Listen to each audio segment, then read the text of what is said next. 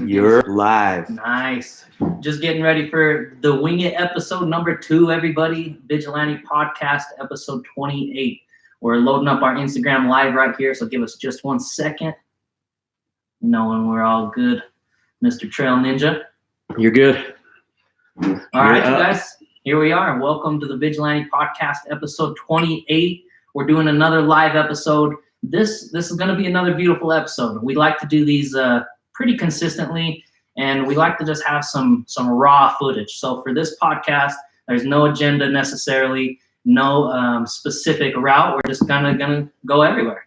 And if you guys have any questions for us, whether it be on Instagram Live here, YouTube Live, let me know. I'm gonna announce it a couple times, but here, let me show you just real quick.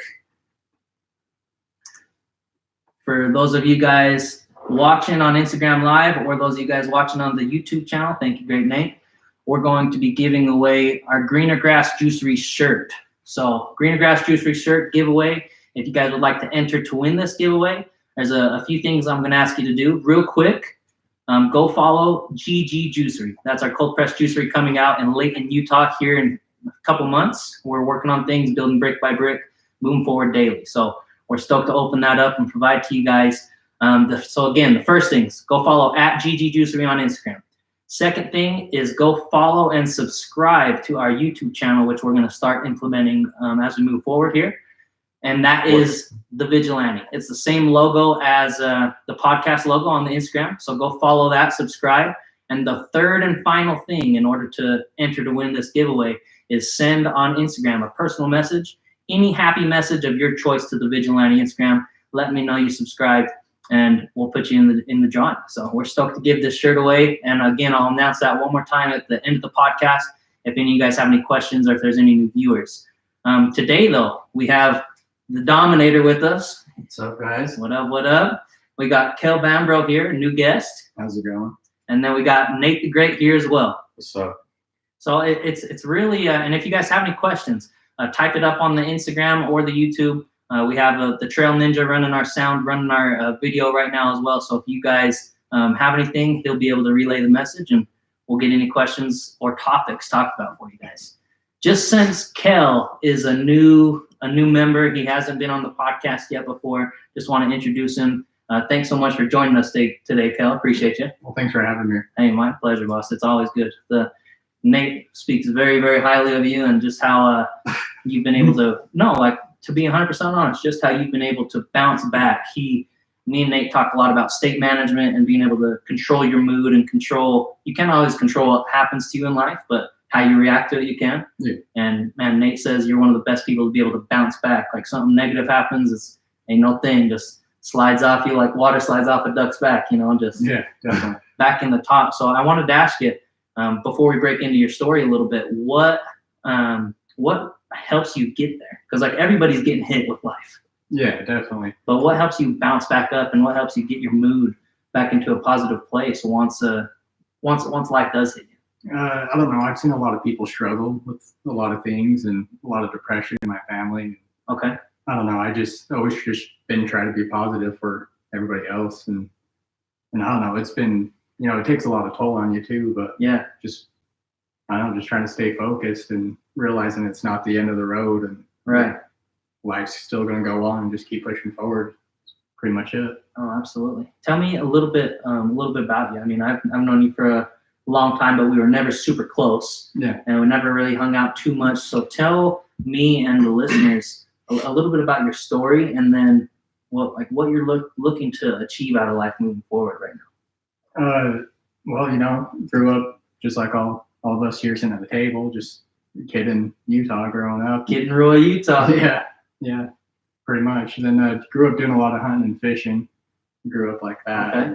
There really wasn't too much of that around. A lot of people were in sports and stuff like that. And I more stuck to the hunting. I still played sports and did that all through, but hunting and fishing it's been my route to go. And like after high school, I went and worked up in like a fishing shop up on the Green River, and done a little bit of work for Deseret Land and Livestock and gotcha. Wild Country Outfitters up there. Yeah, I got a buddy of mine, Mike Duff, who I hope to have on the future. I'd love to introduce you to him as well. He does the filming for Sportsman News Oh, for all awesome. those hunts. So Oh, cool. he'll be traveling, doing some filming, and he's a good dude. Once he comes up, I'll introduce you. Yeah, that'd be awesome. Yeah, definitely.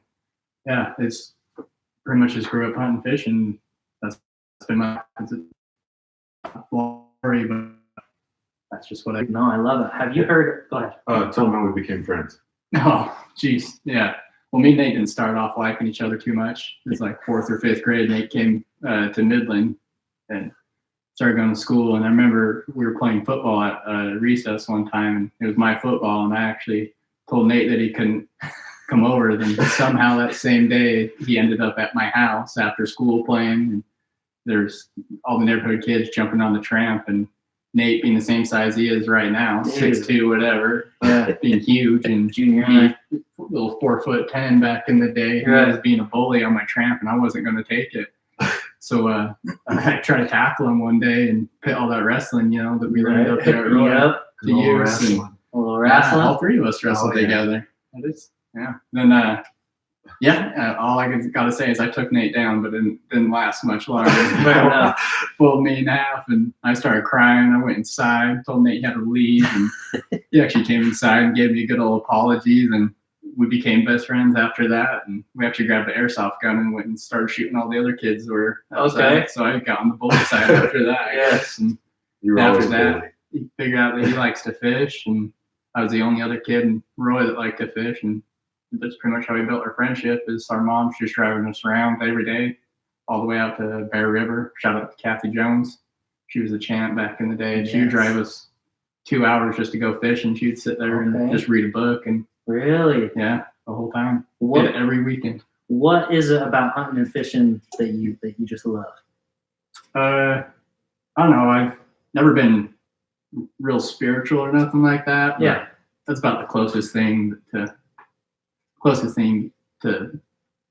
something spiritual to me is being outdoors, and just a man didn't do that. It was here, and just being out and being one with nature. No, I mean, you're absolutely right. Like, especially like the American Indians, you look at that, like they treated nature as their as their type of God, they respected, and they were they had faith in that, that power, whatever you guys want to call it, whatever they call it.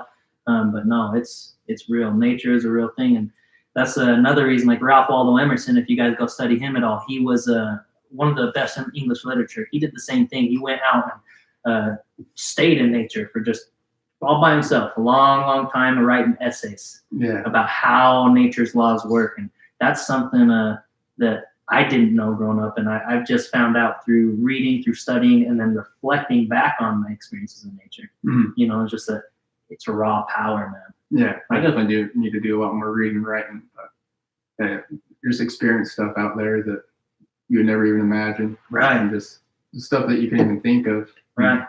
Come back, and that's the kind of stuff we like to keep to ourselves, and stuff like that, keep it special. Right. It's the you time. I watched this. I was at the Dominator's house the other day, and for all you guys that don't know, it was my first time actually seeing. I didn't get to see the whole movie. I showed up when it was almost over, but I got to see a full battle of Saving Private Ryan. And the guy, I know, it's American classic. I got to check it out. My bad. But basically, Tom Hanks, he's sitting there and he's talking to, I don't know if it's Matt Damon or he's talking to one of the other main guys, and the Matt Damon or the younger guy's telling Tom Hanks about a story and about what it's like living with his brothers and the last memory he's seen of his brother. And then he's like, what about you, Tom? He's like, I just have a picture of my wife in the garden, being happy, smiling, whatever he said. And Matt Damon's like, hey, tell me more about your wife's story. Tell me more about that. He's like, no, I'm going to keep that one just for me. Yeah. And it's like, because you don't know if that's going to be his last battle or what's going to, and it was, but it's spoiler alert. Oh, yeah. Sorry if you guys ain't seen it. If you guys ain't seen Private Ryan, spoiler alert, my bad. You guys will shoot me a message and we'll have a Saving Private Ryan party so I can watch the whole thing, Yeah, definitely. But no, man, it's nature. Nature is powerful. So do you mind if I ask you, do you believe in God, or is the workings of nature what you view as that power, or? I don't know what I really believe in there. The universe is huge. Yeah. I don't not a science, whatever the science religion is, or by any means, but I don't know. I don't know what the higher power is out there, but for us in our world, being just with nature, yeah, it's about the closest thing to the higher power on our earth, I guess. That's to me, I guess. It's like the artist's picture, you know, the masterpiece that created. Yeah. No, that's beautiful. Have you ever heard of the Sartinis in the hunting world? The people? Yeah. Yeah, It's a family, the Sartinis. Yeah, I think I follow one of them on Instagram. I think the one that I met was Heath Sartini. But I went downstate. So Mike Duff, the sportsman news filmer, he invited me, and we went down to Panguitch area. So they own some stuff in Vegas and a couple other businesses as well. But what happened is they created like a dog food for deer and elk feed. So like I don't know who the brand is. I want to say it's Pedigree, but they created this incredible brand of elk and deer feed. So what they'll do is they own their own just huge old ranch, and they have these 5-gallon like buckets with all the food in it, and it'll spit out the food for the elk and the deer. In the meantime, they'll put the trail cams right where the feed stations are. Yeah. So it's just huge land. They know everything about it, and then they'll fly people in, and they'll pay thousands and thousands and thousands and thousands of dollars a night just to be scouted by these guys. So there's like outside people who've never hunted before, or big hunters. There's actually a few of them that were in the UFC. Chad Mendes and those guys, big hunters. He's actually doing some big things with business right now. But I've met Chad Mendes before, and I work with a couple people that guide him, do a lot of outfitting out in Colorado. Okay, yeah. The Whitaker brothers. They pretty much just guide all over Colorado and New Mexico. They do like lions and bears and all kind of big game. They're honestly the baddest dudes I've ever met in my life. That's badass. The nicest guys you'll ever meet. Right. I wouldn't want to. Last two people I'd want to get in a fight with on the surf, because they fight mountain lions, man. Yeah, well, dude, it's so weird to see how like a lot of the humble people are really Corey. Yeah, forget Corey. Oh yeah, I don't want to fight him. I heard about you. The trail ninja. They'll chop you in half, bro. Yeah, you're gonna have to teach me some stuff. Ogden gets pretty sketchy delivering mail. Yes, it does. Yeah, only heard some wild stories. Is it real about dogs and mailman? So you're training to be mailman right now? Oh yeah, I've been mailman probably. I'm like 40 days in right now, and yeah, it's dogs. I don't know my own dogs. I came home in my mailman outfit, and they started barking like crazy. And I have a little like pit bull mix. She's the sweetest thing in the world. Never, but I thought she was going to kill me when I had to take my shirt off for her to see that it was me. It's like she didn't even know it was me, but she saw my shirt, and we've never even been around mailmen. The whole time we have her, she's never had that experience until I come home, and I don't know what it is about that blue shirt or something, but dogs just have the mailman's number, man. They're ready to get after him. It's the little ones you got to worry about too. The little yapper dogs. Yeah, especially like right now where I'm in my 90 days. If I have like any kind of incident, like I could be let go for like about anything. A dog bites me, it's like I could have avoided it, so I could get let go for that. So some little chihuahua comes burning around the corner, I'm running like crazy. People are laughing at me, and I'm like, no, you guys don't understand. This is like my job that I'm running for. I'm not scared of this job. Like, I will kick this little thing. Like, oh yeah, there's been a couple times that like I've about had to like kick some dogs, because we get little dog spray. And, do you? Yeah. Okay. Yeah. Sorry about that. No, you're all good. It happens. Well, I guess I'll just turn that off. But no, man, what do you do with the dog spray? Oh, so it's like a little pepper spray they give you for dogs, and I love dogs too much. I'd rather take a dog chewing on my leg than spray a dog for some reason. But in my 90 days, I don't know. There's been a couple times I've been grabbing it just because I'm thinking about the future now. Yeah. But there's been a couple times, and I guess they have to go. That dog spray could like send them to the vet after they get some infections. I don't know. That's what they taught us in training. But, yeah. No, that's interesting, man. That's super interesting. What about like hunting wise, where would you like, because and that's another thing we talk about a lot on here, is we're trying to turn every single thing we're passionate about into an income stream. So where do you see in the future, where would you like to get paid for hunting and fishing, and how do you see your future lining up out there? Or is it just more you want to keep it as that's your vacation time thing? There's always been two different routes for me. I would love to make a living doing hunting and everything like that, I would love to I love guiding. I love taking people out, and I love pretty much, because when you're doing that, you do everything but pull the trigger, and that's not even like the most important part of hunting. Okay. But I love just being a part of that. Then with fishing, I don't ever want to guide fishing again. That's not fun. You don't get it. That's The grandpa, like when the grandpa takes all the grandkids fishing, he ties it, sets it all up. And, okay, I got you. And then, they treat you crap all day just for like a $50 tip, in which people hear a $50 tip, and with some jobs that's great, but if you spend all day fishing somebody, like there's people out there tipping $500 for that. When you get 50, it's an insult. Like, but I never really got too into guiding fishing too much, but I would just take people out. Like I didn't take them on a boat, but I'd take them just wading up and down the Green River. And I was doing that just for dinner at night, because I was living in a trailer up there, but I didn't have the best experience with other guides and stuff like that. So I wouldn't really want to guide and make money fishing. That'd be my vacation. Okay. With hunting, I would love to guide either way, that way. But fishing to make money would be videos. But I don't know. That also takes a lot of the specialness away from it. But I don't know. Me and him have been talking a lot about wanting to start like a YouTube page. But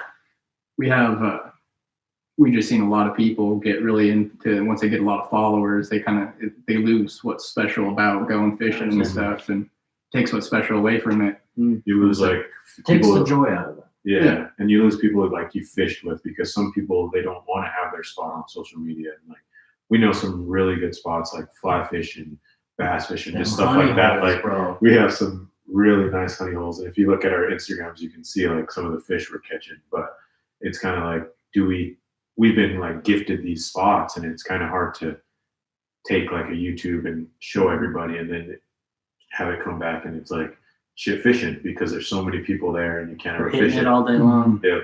And we've been very privileged in the fishing world, just growing up with my dad. He was a guide his whole life, professional guide, fishing, hunting, everything. He worked at Anglers Inn and like sportsmen's, and my garage was a fishing shop. We had an endless supply of everything we needed. Never had to buy anything. And his mom taking us fishing everywhere. Then my uncle is one of the best fly fishermen I've ever seen. And he's the kind of person that keeps it to himself. Like, it's unreal. Like you ever just meet somebody that's just so good at something, and you're just like, every time you're just amazed, like, because it's like, how did you even think of that? It's just like natural. Just glides. It's like watching Michael Jordan. He is the Michael Jordan of fly fishing. Wow. To me, I will honestly say that he is out there the best. I don't think there's nobody around here. One of the most humble people though about it. He never brags, anything about that. But he's the kind of person who keeps it special to himself. And like, I fly fished with my uncle every weekend for 5 years before he took me to the spot we call the Oasis. And so that's like, I'm his nephew. It took him 5 years just to get me there.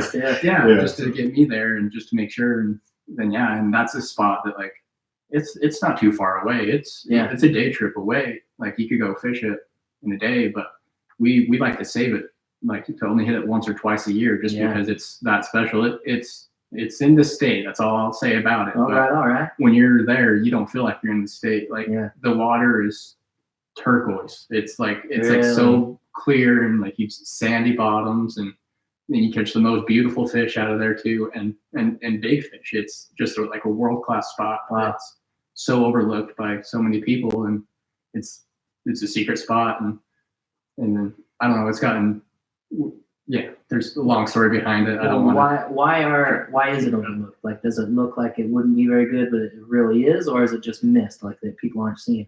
No, so pretty much there's only freeways really around it, like, and so people are just driving fast by it, and it's just a little section of this river that just really, like, people don't know that there's a river coming through this valley over here, and there's one gas station right there, then nothing else for 15-20 miles. And so it's just kind of just, my uncle turned down a dirt road one day. There it was. Found it. No, that's so interesting. It makes me think about like how many times that happen in life in general. Like you're just cruising too fast. Man, you're going before roads. Well, you had no direction to go. Right. And you're just around every corner is something new. But Right. No, you're exactly right. And if I feel like, especially me, I can't speak for everybody else, but I feel like everybody's cruising so fast through life that they're missing the shit, man. They're missing the oases, you know. And they're like, man, and if only you take that time to look and you'd be able to see it. But we block ourselves from, and we're like, man, I haven't seen a damn oasis. Nothing good's happened in a couple days or a couple weeks or whatever. Yeah, I caught myself doing that just in the last years. I got so focused on trying to get my life together and everything like that I put off my hunting and my fishing. And just in the last 6 months, I've been able to do more. I got the best job I've ever had, a job that I can make a career out of. And once I got that, I've been hunting and fishing. Me and him been going out once a week, probably twice a week, just because the schedule's pretty tight. But when we do get out, and it's been nice. But yeah, that's my happiness for sure. Hell yeah, absolutely. Let's say, how would somebody, because I know if somebody goes to what's your social media first off? Your Instagram. Just at Kelbambro, KELBAMBRO. Kelbambro, at Kelbambro. Go check his Instagram out. You're gonna see a ton of incredible hunting and fishing stuff. Same with Nate. But that said, if you guys are ever in the Utah scene and are looking for people to ask questions about anything you need in the hunting industry, reach out to this cat at least on Instagram. At least do yourself the service of reaching out to him, asking him some questions, because these guys are just too helpful of people not to be taking that value. We talk about our secret spots a lot, but we got a lot of places that we love taking people out and taking people and showing them what we love to do and just teaching and passing on, because like we talk about, we don't want to share secret spots because we hate seeing other people fishing there. But I love seeing like just anybody younger than me with the fly rod in their hand, and going out, and just anybody that's really passionate about it. Like, and it's not the fact of like people being there. It's like the people that disrespect stuff or like walk through the river like and just mess everything up or leave garbage. That's what we don't like, because we've seen like me and Kel would fish Willard Bay. We rode our bikes around Willard Bay. We'd get dropped there and ride our bikes, catch fish all day. Yeah, we pedaled around that whole thing. Before. And that's a big pedal. Yeah. But like recently, that like people have been catching a lot of wiper there, and the whole lake has changed. You don't catch as many fish. You don't catch as big a fish. It's just changing, and there's garbage everywhere. Yeah. Like with fishing pages a lot, and when people are posting about just Willard, it's a big reservoir. It's not a secret spot at all. And you see stuff with like, there's all these fishing pages, people posting about how they're catching fish. Then you get crowds of people just coming, like herds. It's crazy. It's like it's a great seeing thing. But then on that same page, you'll see posts about the same lake, but it's pictures of the shore. And you were at Willard, but you know how the dike, it's all just big boulders on the dike. And in between every crevice, it's like a garbage can just filled to the brim, and like it's disgusting, honestly. Yeah, sad to see. So, what do you guys, when you guys are out there fishing, or when you guys are out there hunting, and like that's your peace zone? What's going through your mind? Like, for somebody that's never fished, how do you explain the tranquility of fishing or hunting or just being in nature? Like, what's it like? Well, it's two different things. With fly fishing, it's the most like primal. I feel fly fishing and archery hunting for sure. It's just because when you're fly fishing, when you're nymphing, and when you're like fishing underwater, flies, stuff like that, you don't know what's really going on. It takes for you to like learn like how the water moves and like what's under it, making it move like that, and what spots hold fish and what don't, and how high they are off the bottom, and all that takes place into how you tie up your line and the distance between and the weight. Like there's way more into it than just tying a hook on, then you're relying on casting it in there. And when you get in there, and I'm ADHD as can be. So when I get fly fishing, I start staring at the river, and like I have like a picture of under the water of the river, like in my head, like just what I'm imagining, and I'm constantly going. So I just feel so, like with nature right there, like I'm just it's primal as instincts. It's surreal because you're so focused that you just lose like focus on everything. You don't think you're about so it's like focused. Meditation almost. If you're nymphing, you're watching that bubble come down the river, and you're waiting for it to stop, and you get like so focused in watching it stop, or like seeing what's going on. It stops. The hook. Nothing really happened, but it's just like like runner's high, kind of like how people like when they're running, they just get like, you feel like you could just do it forever. It's like, it's just like a safe, it's like a safe place basically. I have a very strong connection with time in my life at one point. I won't get like too deep into it, but like the lowest you could be. And I used to go to the river every day and just contemplate everything. And take me and my dog, and we'd go up there and just get fishing. And like driving to the river, you have every thought all the way on your shoulders. And once you get out, put on your waders and take a step over the train tracks and get out in the fields, it like just everything goes away. You start thinking about fishing. Then you realize that everything that was on all that weight was on your shoulders is like, it's gone right now. So it's going to be gone at one point. So just keep pushing forward. And like, fit fly fishing has been my therapy throughout my life. No, that's incredible, boss. I've never been fly fishing myself, so I'm gonna have to roll to get you out. I've been fishing, but ain't no fly fishing is it's one of the most frustrating fishing things I've ever done, but like also like I'm so happy I learned it because it is one of the funnest. I think it's funner than any other fishing there is catching a fish on a fly rod. It's because it's so detail oriented. Like you have to tie the fly on right. If you mess up just a little bit, you cannot catch fish. Like there's been times where I have something on or I tied a rig and I'm fishing, we're fishing the same hole. I'm catching fish, he's not. Or it's vice versa. Most of the time it's like I make Kel tie my stuff on a lot because he knows better rigs and stuff. So most of the time that's how it goes. It's like, hey, give me your pole. Let me tie me on real quick. And then I'll go fish and he'll tie me up.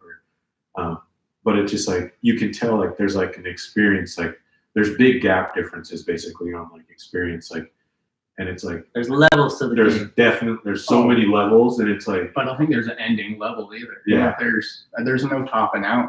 Like you would think my uncle would be topped out by now for sure, but it just ends to impress you. Like he's been tying flies for years, for 20 years, and like he has flies that like he's always kept boxes just from like each year that he's tied, and just to kind of have like a scrapbook of flies that he has. Okay. But he has so much, like so good, and it's just unbelievable. And just he still comes up with new ties. Like every week he'll just send us pictures in a group message.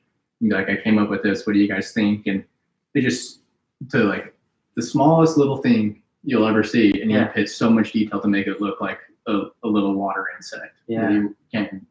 It's just incredible, but.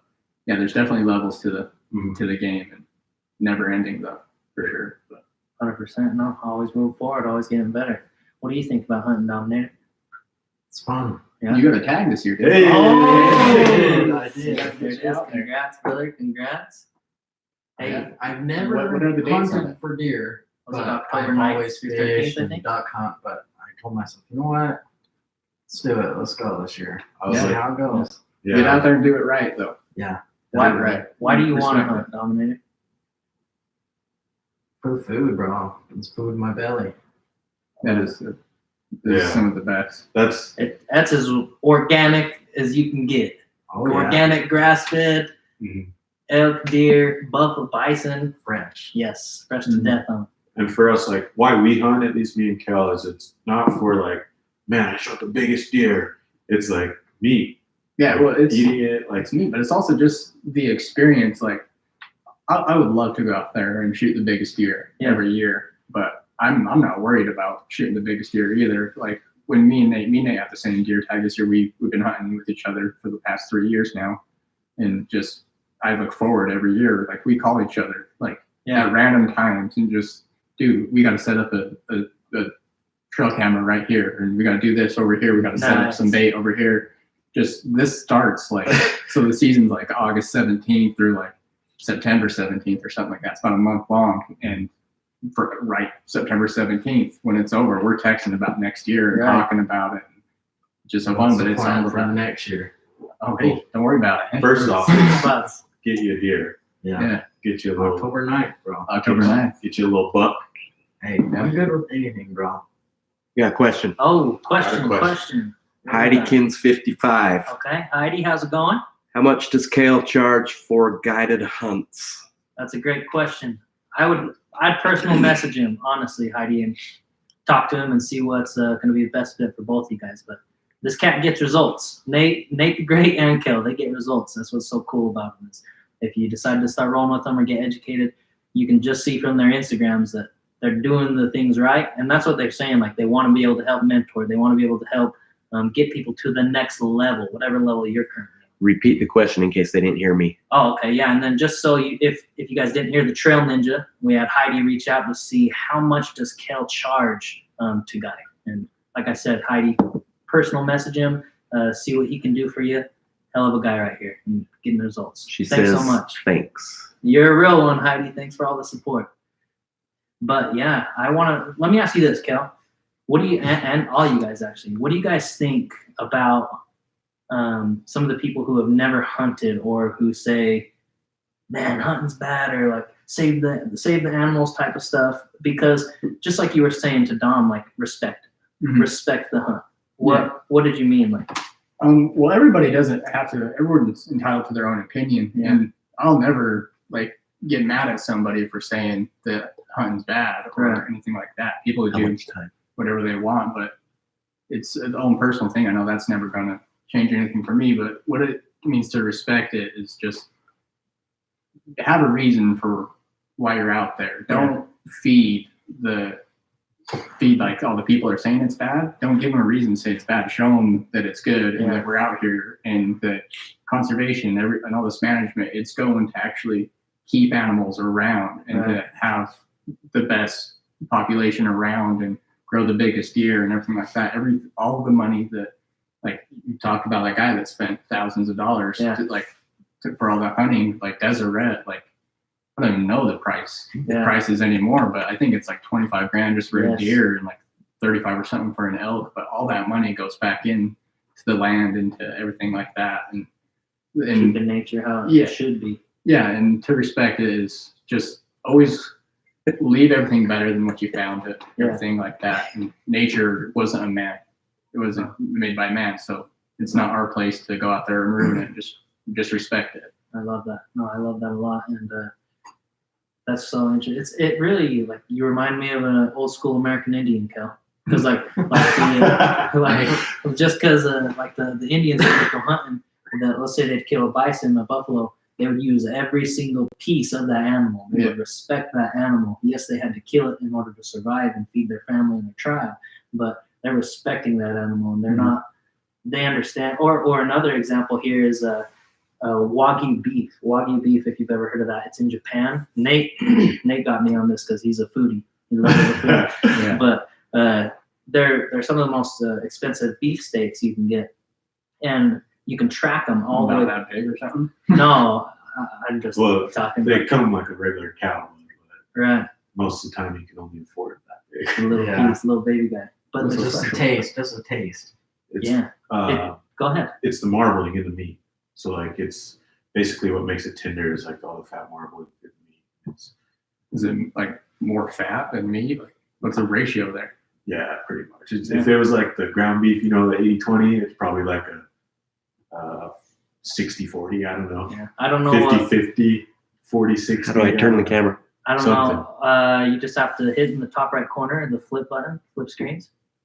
Did that go? Yeah. Okay, but like he's saying, I don't know the specific marbling percentages. They want the marbles. That's good. It's a good sign for what they do. But basically, from the beginning, they treat the cow great. Its whole life, like they treat it great. They pamper it. They're making sure it's loved. Yeah. Interestingly enough, I don't know if you guys are familiar with Zig Ziglar. He talked about his mom living on a farm and would go out and just be nice to the cows, like rub them, give them some love, just like you would a dog. You pet a dog, you're nice to it, you're like, hey, you're excited to see it, and she would go be kind to the cows. And Zig Ziglar would say that it would produce like almost twice as much milk just because of how the cows are treated. Oh, I bet. I bet some cows are under so much stress, and I bet that's a big effect. But a lot of meat, dude, a lot of animals, but they treat these cows with such respect. They love them, and then at the end of their grow, basically, it's like they respectfully, like they thank the cow for being able to provide for their family before they kill it. Yeah, we do something a lot like that in hunting. I cry every time I kill a deer. I don't know why, but that's just so interesting. Sitting down, but I always ask for a moment alone with it because usually you're with a group of people with you have your buddy there. I usually ask for a moment alone, but you just sit there and say thanks for it, and just really it's like it's such a surreal moment that I just look at it, just running around living its life and stuff. But we do a little tradition, my family, like when we harvest a deer, when we're done, we have Jägermeister with us because Jägermeister is the Catholic sign. It's like Jägermeister means like hunting master, and so pretty much There's a deer in the logo. Yeah, and everybody with you. It's like if us four killed a deer, we have a little thing. Everybody just takes a sip, and even starting like I was like 12, but I would just like touch it to my lips and stuff. I remember that stuff tastes like coughs, but do everything like that. You do a little bit for the deer, then you gather up as much like feed after you like cleaned out the deer and quartered it out in its carcass. We gather up as much feed as we can, like leave that and like water, like put some water on there with it, and like you just leave the deer with feed and water just to send it off like into the afterlife. And something my dad and my family's taught to me, and something I've done with every deer I've harvested. And no, that's cool. That's like kind of like the ancient Egyptians, bro. Like they would set they know they couldn't bring their stuff to that life, so they in their tomb they put like different artifacts and trinkets to hopefully help them on their spiritual journey. Yeah.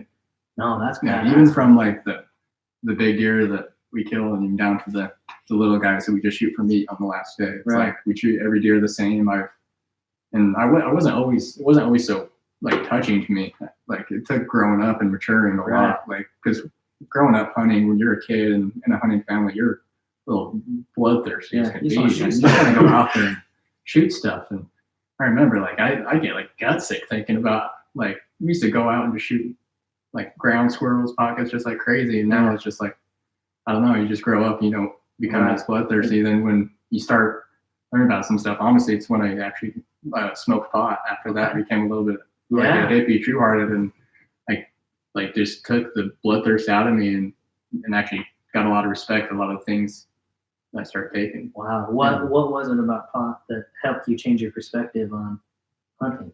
Oh, geez. Well, I never really smoked pot or anything till I was about 18, and I don't know, it just made me more caring. It makes you think about other things a lot more. Yeah. And just honestly, it just makes you think a whole bunch. In a different way. In a different way than you ever have. And it's not like a bath. It's just new patterns. Yeah. And just thinking about that, and then thinking about the deer's perspective. Really, it sounds cheesy. Think about little deer family stuff out there. Even I know the deer's life, and they don't have a family after their year and a half. They're not around anybody anymore. But see you, Dad. Yeah, I'm out of here. I'm doing my own thing. 1.5. Out 18 months. Yeah. But yeah, I don't know. I don't know what it was, but just being a little hippie, and it just changed my heart a lot. But that's when it all changed. But then really started respecting, looking at everything different, and just knowing that hunting's good for the environment. And so no, that's got kind of sidetracked. I don't know really what I'm talking about. Started talking about hunting, saying it's good. It happens. Like sometimes you just go off, and in the Winged episode, that's what it's supposed to happen. So no worries. I feel like we've done that a lot. You ask a question, we start answering it, but then we start trailing. What's your favorite thing about hunting? Like if you could pick one thing about it, is it like working up to the hunt, the actual hunt, the kill, or like the after? What is yours? I can go and I'll tell you like mine. Like I love to like after we've killed it, I like to like process the deer basically. I know that's like weird, like but like that's like the closest I get to the animal, and basically just like processing it, like preparing it to eat. Mm-hmm. That's like so sacred to me. I love food and I love that, but I like to see like everything, because you can tell a lot by like what the animal did just in their body, like through their muscles. So like my favorite thing, even more than like hunting, I just look forward to like we get to clean it and like feel it, like it's like there. I'm just you feel your tag before you even see a deer. Exactly. But my favorite part about hunting isn't necessarily anything about the pursuit of the animal, but it's about the lessons that it's taught me, and like growing up and the time I got to spend with my dad and being around there and taking that knowledge and being able to pass it on through my friends, and just pretty much watch like my knowledge just go on, and just what I was taught, and pass it on to my close friends and people I feel like that are going to respect it, and be out there and spend time. We've had some of the best times out there, but I'll tell you what, spending 5 days in a tent in the middle of August out in the desert with Nate Jones, like it starts getting sweaty, and oh yeah. I can imagine, boss. But yeah, Yeah. they're about day 4, things start getting chippy, and you're wanting to go home after the morning hunt on day 5. And then you get close to a deer and you're like, dude, this is the best thing ever. Yeah, And you're just just seeing one deer switches it all. Yeah. Yeah. It's crazy. What about you, Dom? Just the process, just getting ready for it.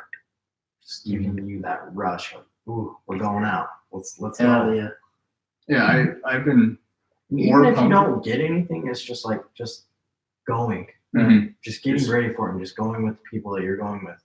Just is Yeah, fun experience. And it's like people get half the experience when they go camping. You know, Yeah. they get half the nature, but if they'd only go the full bore, they'd understand. Like even if it's again, there's levels to the camping Yeah. game, pretty much. saying about like just kind of what we're talking just always makes it kind of seem like we're talking about the kill, but it's not even the kill, it's just the pursuit of an animal, like being able to outsmart, like a mule deer is one of the smartest animals I've seen, like in the fact of safety and evading and stuff like that, and being able to go in, because you're like when you're hunting them, you're in their front room. Yeah. It's like when you're walking around at night and you wake up, gotta go to the bathroom, and you pretty much walk there with your eyes closed and make it just fine.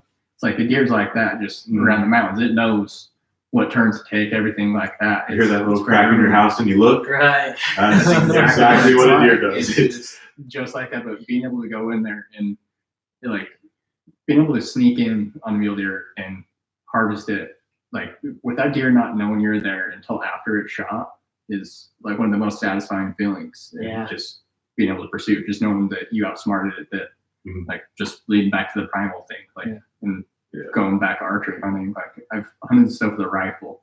You could shoot a deer at 200 yards with a rifle, but you got to get within 30. You can spook a deer real easy at 200 yards. Right. You step on a stick, it cracks, and the deer's gonna look over at you, and you're gonna have to stare down for a while. Then it's gonna leave. Yeah. But when you have to get in there 30 yards, you're in your socks and creeping around on your tippy toes, avoiding cactus, everything.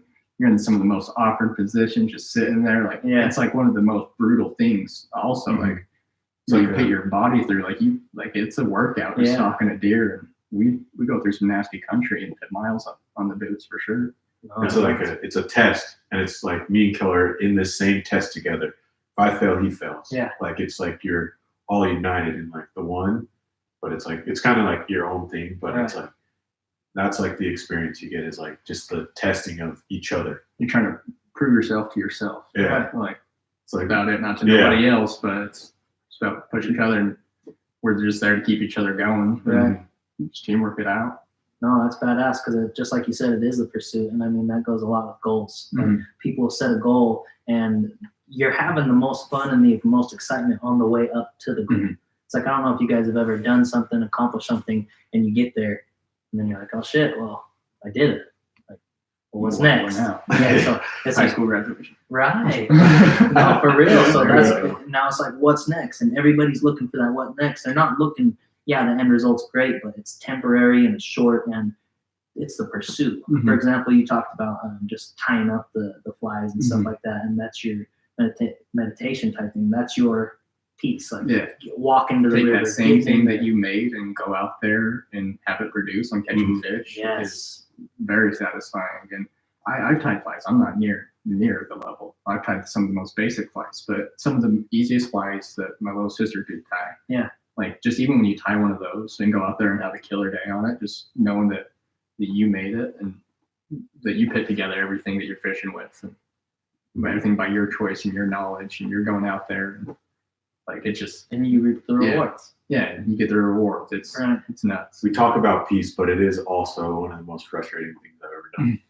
Like just learning to cast is the hardest thing. Like that's your first step was learning to cast. But like if you go out there, you start casting, you hit the trees, you get caught on the bottom, you get caught on something, like you lose start getting snapped. You lose like 10 flies. That's a lot of money, a lot of time. For anybody trying to learn to fly fish, it's better casting. But all I gotta say is, don't ask too many questions.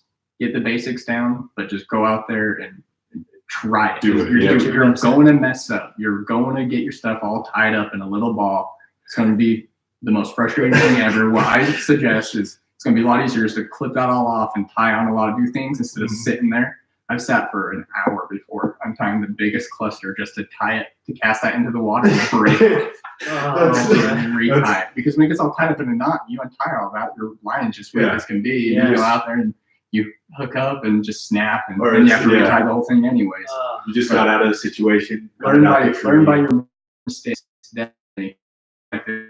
And me, I learn best by watching. That's how we learn off each other a lot, is just watching each other do it and sitting back. Then it's all rhythm. Just get out there and try, and you're gonna mess up, but just keep trying, just keep tying, and it'll come down. It'll start working out. It's like riding a bike, pretty much. After you lose a few $100s in flies, you'll probably be pretty good. Yeah, and try to learn how to tie your flies, because it will save you just a little bit of money. Not much. You still have to buy all the material, but in the long run, if you're going to be in it with the long run, tie your own stuff.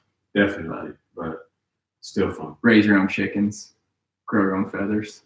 Then you can make it. Other than that, all right.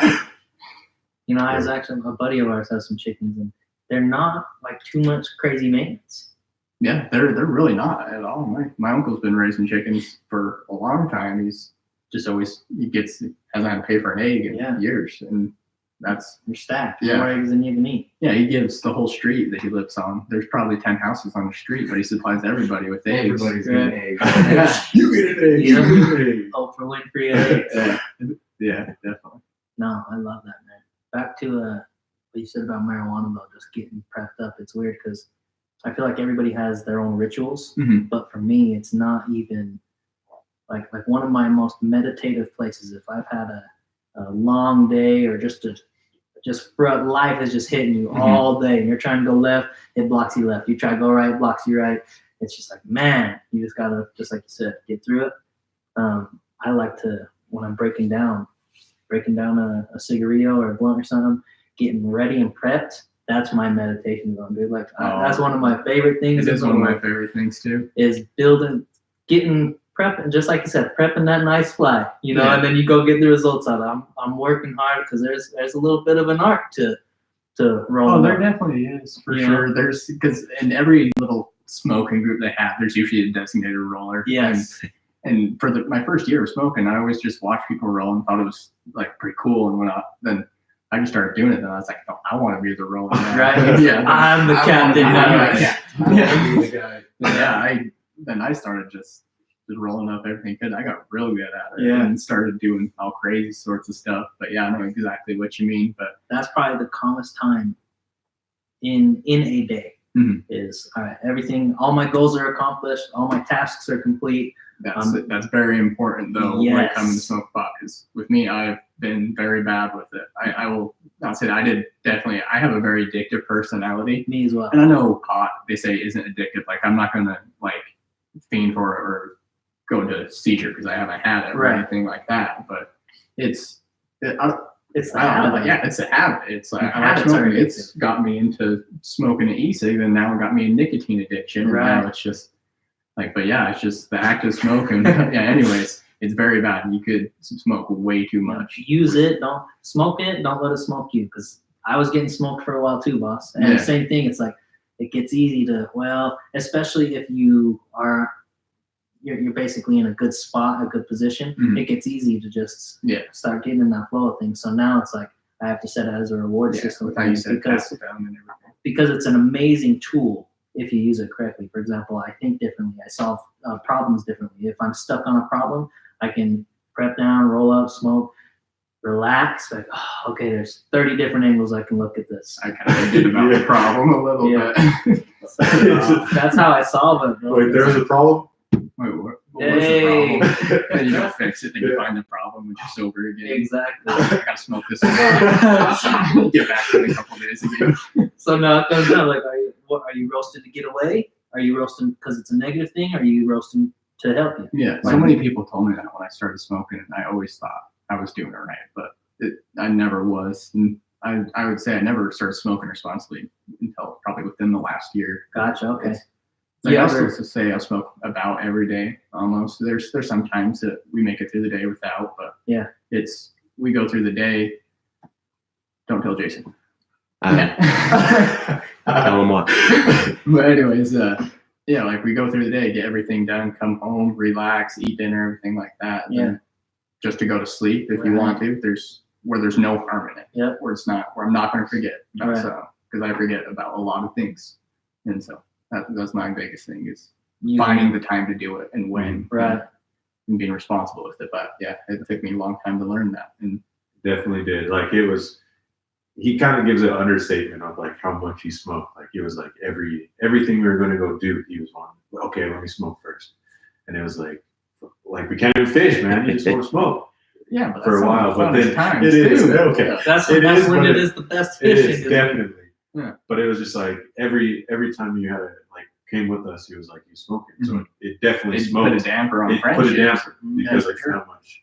But now he can control. Right. Basically, he's back in control, and it's good. And it is fun to fish. If you never smoked and fish, it's a different level. On the Green River. Yeah. Oh, yeah. Yeah. Get behind the Green River, cast out there. We got to get you up there in the summer when they're all fish just fishing big terrestrial bugs, just like big grasshoppers Oh, and cicadas, just like you're throwing Big big foam things just out there floating. And the Green River is wide. It's some places it's like 70, 80 yards wide, I feel like, and just like, but like you're just casting out there and it's gonna be completely flat, but it's just going out of nowhere. A fish just comes and shoots 3 feet out of the air with your fly. And Wow. it's one of the most intense things. But yeah, if you're a little stoned when you do that, Gets a little wild. your arms just like go Yes. whoa. Get to admire it a little Yeah, bit more. it is fun. But I tell you what, you don't want to be standing in the river if you're too high. Like trying to walk around and one of your legs just start drifting out to the side with the current. Just can't. Yeah, your legs go numb in some cold water too. We've had times on the Provo that fishing in the winter. Yeah. And it's negative temperatures in the morning until about 11 because it's in such a steep canyon. No sun's getting to it, huh? Yeah, no sun's getting there until like 11, 12. Oh, yeah. And then it's the temperatures are cold as can be, but then you smoke a little bit, gets a little bit warm, but then you don't realize your legs are just getting numb in that cold water, and you get out to go walk on the shore, and your legs are just like dead. They're not working. Like I haven't worked out in a long time, but I just remember that feeling after getting done doing some leg workout or something, just having completely dead legs and just Okay, you get right. out of the river. Your knees are shaking a little bit. Oh yeah, you got to sit down sometimes Yeah. for sure. It's a good pre-workout as well, actually. I love fishing in the river. Like when it's cold, like I mean in the winter, it's the funnest time. There's nobody there.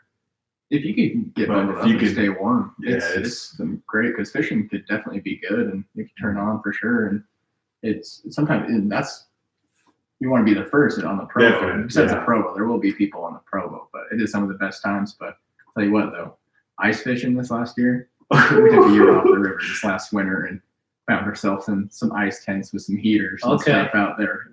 Really? Fish through the hole. Like I haven't done that since I was a kid. I used to do it all the time with my family, but I didn't go for 4 or 5 years because I'm scared of ice. Like it takes a lot for me. My 2 biggest fears is electricity and drowning. Like in water. Gotcha. Like I panic if my head gets forced underwater. Panic. So going out there on ice, I don't mess with it until it's like 6-8 inches thick. Then we'll go out there. Once I see somebody drive a 4-wheeler out there, I'm like, okay, I'll walk out there.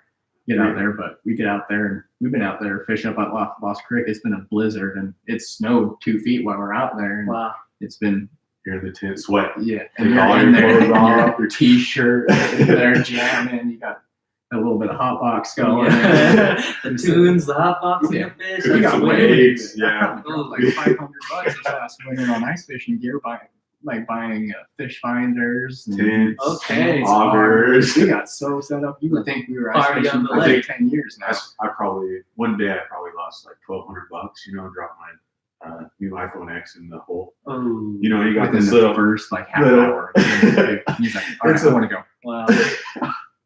You got this little 6-inch hole, all this ice. I stand up. I just caught a big fish too. We took a picture of it. A nice male. What was it? Cutty. Yeah. Nice male cutty. Took a picture. I was like, I'm relaxed. I'm Beautiful just sitting cutty, down. Like, It was solid fish. I sit down. I'm just like, all right, I just caught a nice fish. It's gonna be a great day.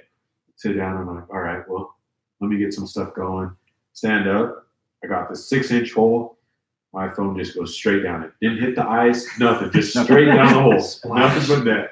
And I didn't know what to do. I just stood there for a second. I was like, what the fuck? And then I just was like, fuck! And screamed, but probably the whole lake heard me.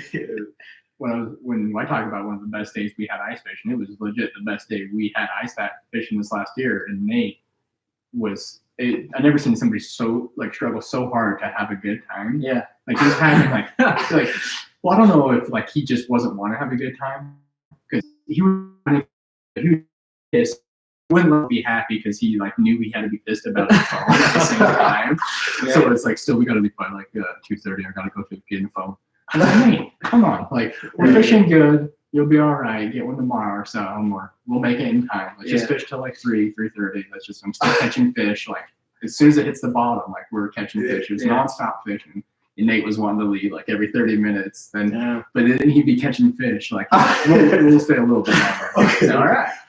Then sooner or later, I just zipped up my tent and stayed quiet. And I was like, I'm just gonna wait now and see how long he's gonna stay. And we ended up staying till about 4:30. Then we actually lucked out. Braxton. Didn't he help you out, or Brock, one of the two? Yep, the twins. New phone, the twins. Shout out to them. Shout out. Been my dog since day one. Mm-hmm. Watching Fast and Furious. Okay, respect. The original Fast and Furious. Old school. Yeah, there is somebody you do need to get on here. Who?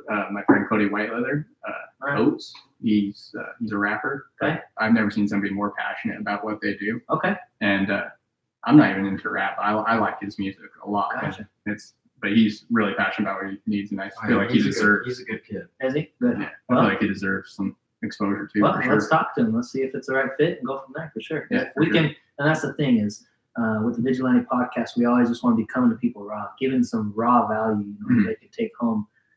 So I'd love to sit down and speak with him. But before we wrap this up, do you have any last gold lessons or anything you want to give to the listeners that you found from hunting or fishing that's just the key for you?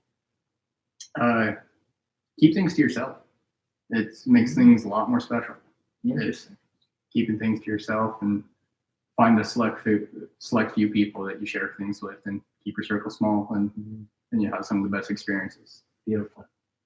Beautiful. What about you, Dominator, before we wrap up here? Stay positive. Hell yeah. I'm all about it. Stay positive and keep a smile on your face. That's dominating right there, boss. Great, Nate. Anything before we wrap up here? Just wake up. Wake up, everybody. All right, and the last thing before we go, guys, again, had it backwards. We're going to be doing a Greener Grass Juicery on the Juice shirt giveaway. And if you guys want to enter to win this, there's a few things you got to do again. First thing is go follow at GG Juicery on Instagram. Second thing is subscribe to this podcast on YouTube. It's the Vigilante. And again, it's the same logo as the Vigilante podcast. And then the third and final thing is shoot me, the Vigilante podcast, a personal message on Instagram with any possible happy and positive message you guys prefer. Looking forward to seeing you guys on the next episode and more. Man, I'm again so thankful for all the support and all the love that we're getting here. And as always, guys, coming to you raw.